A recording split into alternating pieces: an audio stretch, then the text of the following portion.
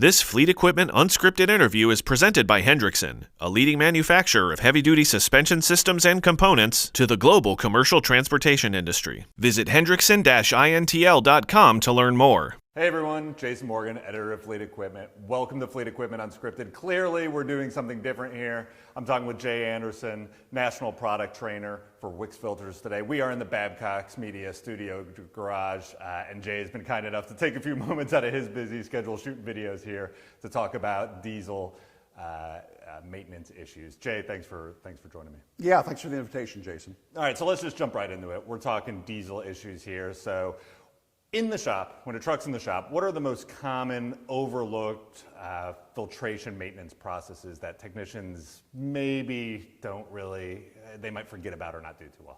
Yeah, I think really there's been a real trend towards doing more fluid analysis in the shop environment. These new oils are really a game changer, and so it's really important to monitor the condition of that oil on a regular basis, part of a routine preventive maintenance program. So we're talking about analysis for lubricating oil, motor oils. We're also talking about fluid analysis for fuels or hydraulic fluids. Coolants, those are all part of a routine maintenance practice that really may be not utilized to the degree that it should be today. There's also some in-shop practices, cleanliness concerns that we have about unloading or onboarding fluids into an application. Right. There's handling issues. You know, in a shop, we're talking about a pretty dirty, dusty environment in most cases. Right. Awful lot of soot in the air, and so we need to be mindful of cleanliness specifications for our, dispensing of fluids and so forth. It may be the use of desiccant breathers on any type of vessels that we have, like totes or barrels in the shop, that are going to clean that air that's replacing that fluid volume as we're actually onboarding that fluid into a vehicle application. There's also an awful lot of interest, I think, in optional fuel filter applications. Okay. You know, if fuel's a problem, especially if it's a nationwide fleet operation, maybe the quality of the fuel is inconsistent. So there are some optional fuel filters available to clear up maybe some of those issues that may be commonplace on the road, fuel water removal and so forth that can be added to that application. So I think really those are some of the things that are kind of in the mind of most shop maintenance facilities and maintenance managers. Right. Well, and I know, so you mentioned in-shop testing. Is that happening in the shop? I know Wix offers analysis and can help customers in that regard, but are fleets starting to take that on in shop and do that more regularly now? Yeah, that's really starting to trend. You're actually seeing with some of the larger fleet companies, the multi-hundred vehicle size fleets are larger. Right. They actually have in-house capabilities on doing fluid analysis right on site. Wow. Of course, there's an awful lot of options for folks to do fluid analysis through Wix or through other providers of that service, but they've really taken a cue from the manufacturing industry in that they really have an important diagnostic option available to them through that analysis process. I see. Well, and I think you've alluded to it here and mentioned it a minute ago in terms of new diesel technology, lower viscosity oils coming in, even high temp, high shear oils coming in, right?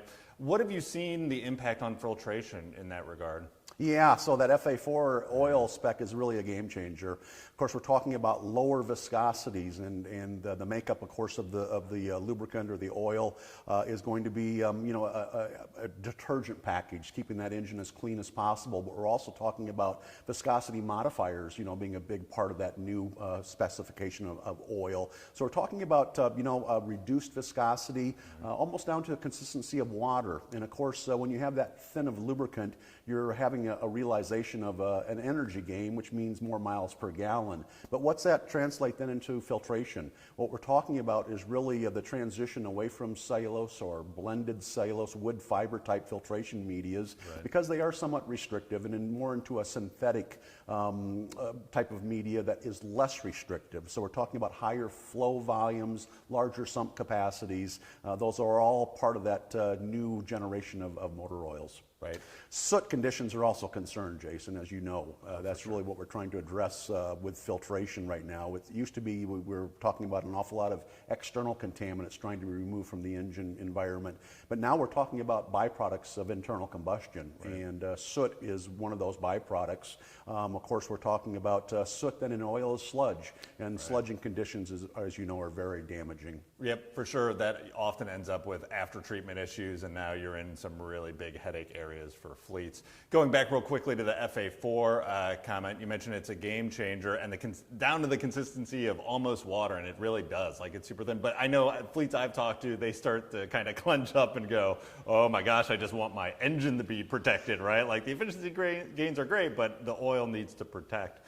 In your experience, how is that FA4 performing, and what's happening in that world? Yeah, no, I think everyone is pretty much satisfied with the results in terms of the longevity of the engines and the manageable amounts of wear rates and so forth. And that's all bared out by that fluid analysis that we're talking about, in this case lubrication analysis. So if we can pinpoint when the optimum time is to drop that filter and that lubricant when it started to break down or turn acidic, or the life is used up in that motor oil, then that's really the time that we need to utilize all the tools that we have to make sure we're reducing costs. Right, very good. Okay, so I have to ask then, what role does technology play in this? I'm a technology nerd. I can't stop talking about data. I have to ask everyone I talk to about it. So, lots of data coming off the trucks, integrated in the engines. How is that impacting the filtration system or even the maintenance practices? Yeah, so it's really about maximizing uptime, right? Keeping that truck on the road or that machinery in the field operating. And so if we can use telematics or telemetry, digital information, then that really is going to help in terms of our maintenance practices. And so we're talking about delivering real-time data, to the cloud, where it's accessible then via your smartphone, your tablet, your desktop. And so if we can monitor from a remote location a vehicle, the engine condition, the performance levels of that engine in real time from a location that may be thousands of miles away or globally even, then that really is like another game changer. And that really is where we are going and in filtration at Wix, and it's also where the industry is going. So a product like Sense that we have here is an air filter monitor system. It actually replaces the old mechanical style of air restriction gauges.